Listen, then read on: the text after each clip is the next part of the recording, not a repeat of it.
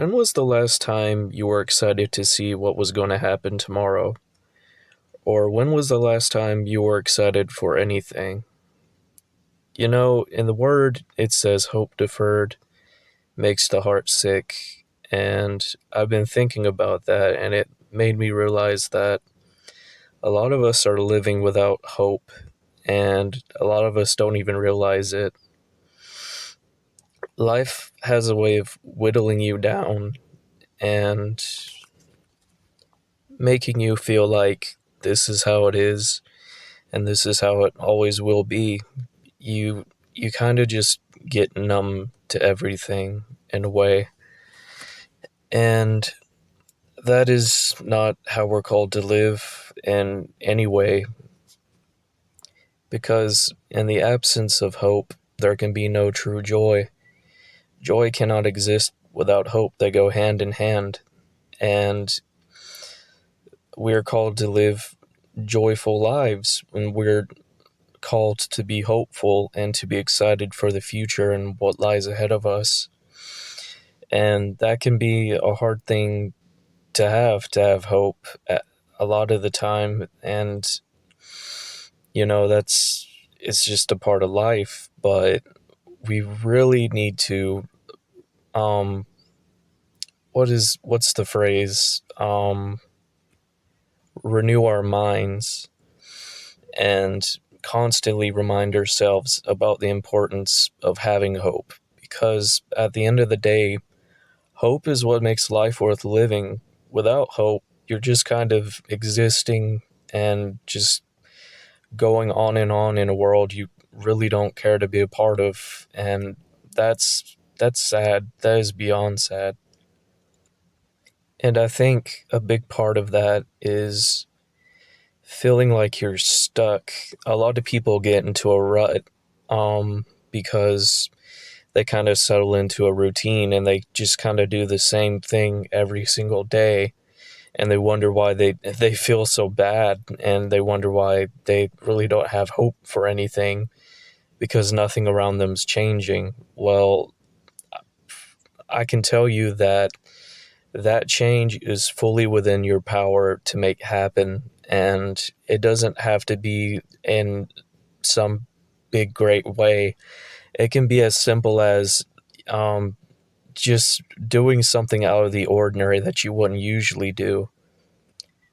Like maybe instead of going straight home from work, you could, go to the beach or go fish or something, but do something outside of your normal routine. And, you got to get out there and have experiences, and you got to get out there and see see and learn new things.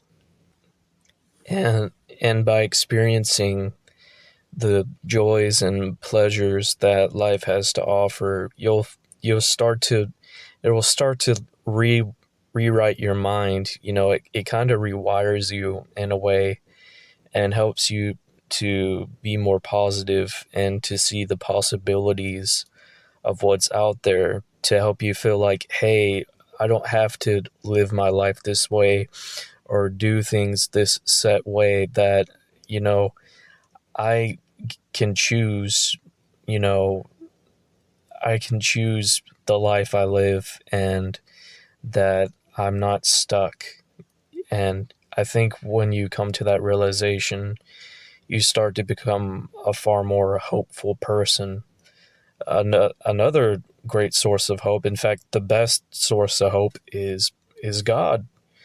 You know, learning to trust him and believe in him that he's going to come through for you, and that he always has your best interests at in mind, and that he's always setting in motion things to make your life better for you if you let him, because the Lord wants to prosper you, and he wants you to live the best possible life, you know possible. And he wants you to be happy just as much as you want yourself to be happy. When you're happy, he's happy. He cares about you like you're his son or daughter, because you are. We are all children of God, each and every last one of us, and he loves you just the same as any parent loves their child. It's even more, actually. His love knows no bounds, unlike man. Like, eh, when you walk with him and you come to know him and you build up a relationship with him, you'll truly see just how much he cares about you, and how much he loves you. And that just comes from personal experience and spending time with him and talking with him and coming to know him. And the more you come to know the Lord, the more his of his love you'll feel. And as a result of that, the more hopeful you're going to be, because you have someone watching your back and looking out for you. And I think that's how he really wants us to regard him, and to build our relationship towards with him. You know, we're called to have a relationship with the Lord. That is the number one thing. It's more important than anything. Having a relationship with the Lord takes number one priority. It is the key to everything. If you have a good, strong relationship with him, there is nothing in this life that can defeat you. Nothing. There's no power, no words, no force, no scheme of the enemy that can overcome you if you have a relationship with him.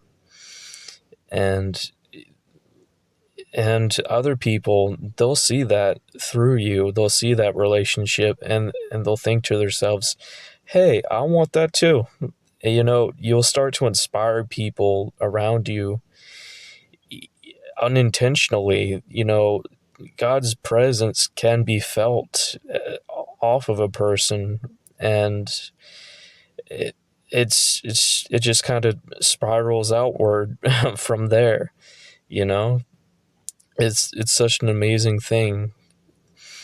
And I know that God's calling a lot of his people to bring hope back into their lives, because a lot of us, we've unintentionally allowed ourselves to become hopeful. You look on the news, you read all these articles, and they're just constantly bombarding you with bad information, and just all these horrible atrocities that are going on, and you see all this stupidity, and it makes you lose hope. It really does. It makes you lose hope in humanity, and you start feeling bad yourself, and it's not good. You have to renew your mind, and you have to remind yourself constantly to have hope, no matter how bad things may seem. You have to keep hoping against all evidence before you.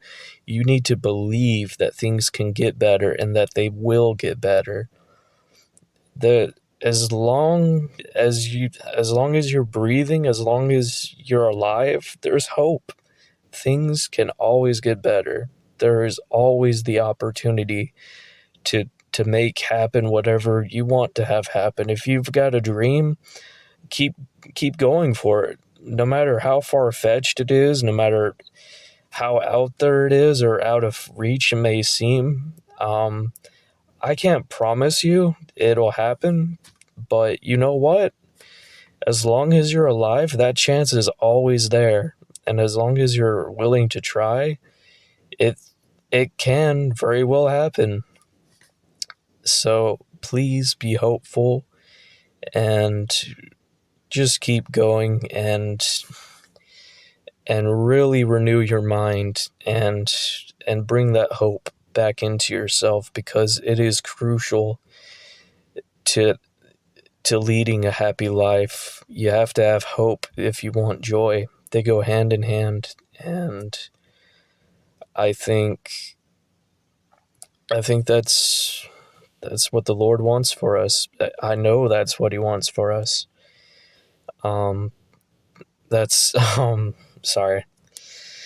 Um that's all I wanted to say. Thank you for listening to this. Every now and then I get a little a little message to to share with others, I guess. I don't know, it's just kind of like a feeling that comes over me, and I feel like I need to share these things. So thank you for listening. I appreciate it, and I'll hopefully be back with something else at some point. So thank you. Bye.